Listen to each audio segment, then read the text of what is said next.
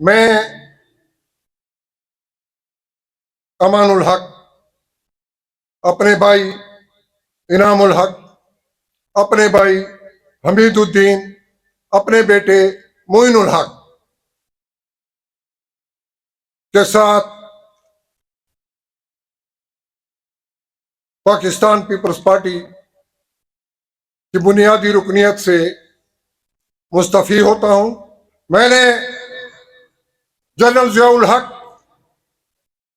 کے martial law میں جی اے بھٹو کا نعرہ لگایا، میں نے فضل حق کے دور میں جی اے بھٹو کا نعرہ لگایا، میں نے سیڑھیوں پر چڑھ کر پیپلز پارٹی کے جھنڈے لہرائے، میں نے کبھی پیپلز پارٹی کی عزت پر، پیپلز پارٹی کے ترنگے جھنڈے پر کبھی آنچ نہیں آنے دی۔ گریڈ 19 کی نوکری مجھے جنوج دور میں ملی تھی، مجھے پاکستان پیپلز پارٹی نے نہیں دی تھی۔ پاکستان پیپلز پارٹی بہت بڑی پارٹی ہے، بہت اچھی پارٹی تھی، بہت اچھی پارٹی ہے۔ امان الحق اس کے قابل نہیں ہے، امان الحق ان کے معیار پر پورا نہیں اترتا، امان الحق ان کے کردار پر پورا نہیں اترتا، امان الحق میں وہ قابلیت نہیں ہے کہ پیپلز پارٹی میں کوئی اس کی جگہ ہو جہاں پر عزت نفس مجروح ہو، جہاں پر آپ کو محسوس ہو کہ یہاں پر اب میری موجودگی لوگوں کو ناگوار گزرتی ہے، تو پھر اخلاق کا بھی، شرافت کا بھی، غیرت کا بھی، پشتوں کا بھی یہی تقاضا ہے کہ اس سے عزت کے ساتھ آپ اپنا راستہ علیحدہ کر لیں۔ آج 2024 میں پاکستان پیپلز پارٹی کو خیر بات کہہ رہا ہوں، اور میرے دوستوں نے، میرے بھائیوں نے جو اعتماد مجھ پر کیا ہے، جو پگڑی آپ لوگوں نے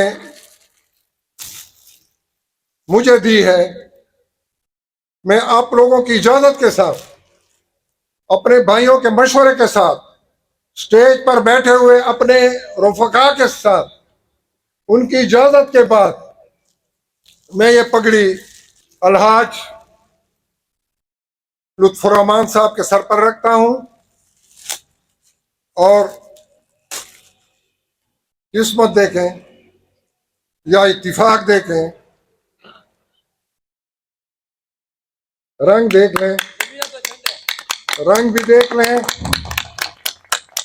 اور اس میں آپ کلر کی چوائس بھی دیکھ لیں۔ واللہ باللہ یہ کوئی پری پلان نہیں ہے، واللہ باللہ وضو کے ساتھ بیٹھا ہوں، ابھی نماز پڑھ کر آیا ہوں، یہ کوئی پری پلان نہیں ہے، لیکن اللہ پاک کے کاموں میں حکمت ہوتی ہے۔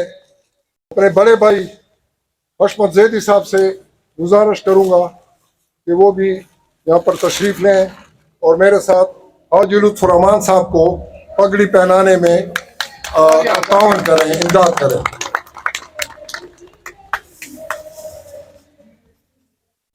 بسم اللہ الرحمن الرحیم۔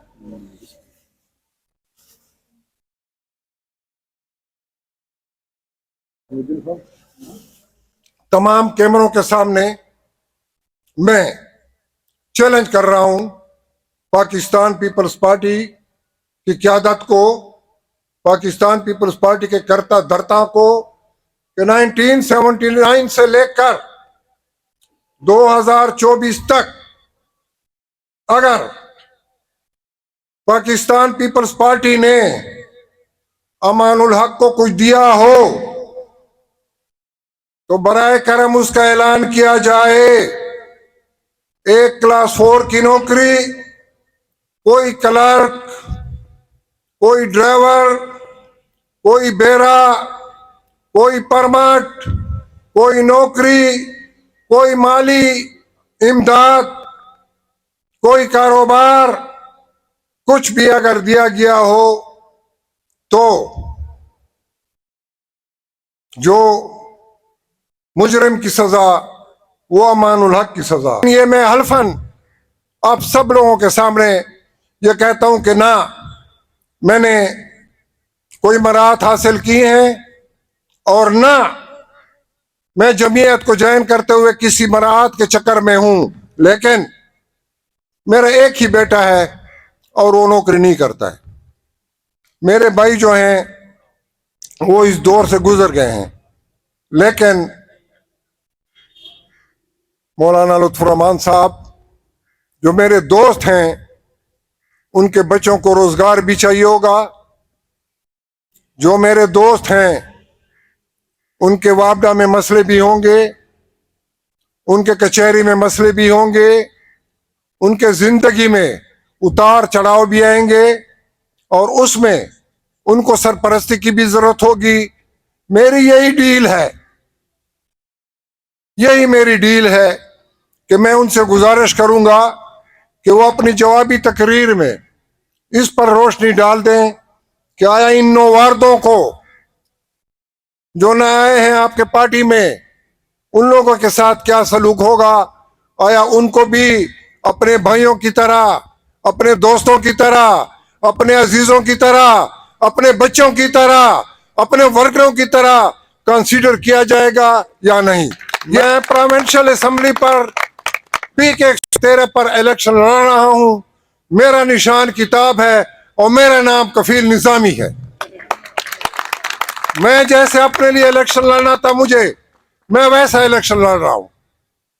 میں نے آج کے بعد طارق بن زیاد کی طرح کشتیاں جلا دی ہیں، نیا سفر ہے، آپ لوگوں کی دعا کی درخواست ہے۔ جمعیت علماء اسلام کو جوائن کر رہا ہوں۔ میں نے پاکستان پیپلز پارٹی کے کسی ورکر کو، کسی دوست کو، کسی رفیق کو، کسی ساتھی کو یہ نہیں کہا کہ میں پاکستان پیپلز پارٹی چھوڑ رہا ہوں اور آپ میرے ساتھ پاکستان پیپلز پارٹی چھوڑیں۔ جمعیت علماء اسلام کی طرف سے مبارکباد بھی دیتا ہوں اور جمعیت علماء اسلام کی طرف سے ان کو خوش آمدید کہتا ہوں۔ انشاءاللہ جمعیت علماء اسلام اس عزت میں کبھی کمی نہیں آنے دے گی انشاءاللہ۔ جو سیاسی سفر آپ نے جمعیت علماء اسلام کے ساتھ آج شروعات کر رہے ہیں، انشاءاللہ جمعیت علماء اسلام وہ جماعت ہے کہ جو پاکستان سے پہلے بھی اور پاکستان بننے کے بعد بھی یہ جماعت اپنے سیاسی میدان میں جدوجہد اور ایک کردار ہمیشہ سے رہا ہے۔ پاکستان میں جمعیت علماء اسلام کا جو کردار ہے وہ ایک پوری تاریخ پڑی ہے۔ تو انشاءاللہ آپ جس جماعت میں آئے ہیں اس میں آپ اسی جذبہ کے ساتھ آپ کام کریں گے اور انشاءاللہ آپ کو وہی عزت افزائی انشاءاللہ ملے گی، بلکہ اس سے زیادہ ملے گی۔ اور ڈیرہ اسماعیل خان ہمارا گھر ہے۔ ڈیرہ اسماعیل خان کی ترقی کے لیے ہم شب و روز سوچتے ہیں، کیونکہ جب گھر آپ کا ایک ہو تو اس گھر کے بنانے میں اگر اس کو کوئی نقصان پہنچتا ہے تو ہمارا نقصان اکٹھے، اگر اس کو کوئی فائدہ پہنچتا ہے تو اس فائدہ بھی ہمارا اکٹھے۔ تو ہم نے ہمیشہ ڈیرہ اسماعیل خان کی بہتری کے لیے سوچا، ڈیرہ اسماعیل خان کی بہتری کے لیے سوچا۔ اور جس طرح مولانا خان نے ذکر کیا کہ بے روزگاری، ہم چاہتے ہیں کہ ہم قوم کو تعلیم یافتہ بنائیں۔ فری تعلیم کیسے دے سکتے ہیں؟ پاکستان کو تعمیر و ترقی تعلیم سے ہو سکتی ہے۔ اگر ہم قوم کو تعلیم یافتہ بنائیں گے تو ہی پاکستان ترقی کر سکتا ہے۔ اور بے روزگاری کو روزگار میں بدلنا، روزگار فراہم کرنا، یہ بھی جمعیت علماء اسلام کی منشور کے ترجیحی مسئلوں میں شامل ہے۔ تو ہم چاہتے ہیں کہ سرکاری نوکریوں سے تو بے روزگاری ختم نہیں ہوتی، لیکن اس طرح کے منصوبے جب اکنامک زون بنیں گے، فیکٹریوں کا شہر بنے گا، تو ڈیرہ اسماعیل خان کی بے روزگاری ختم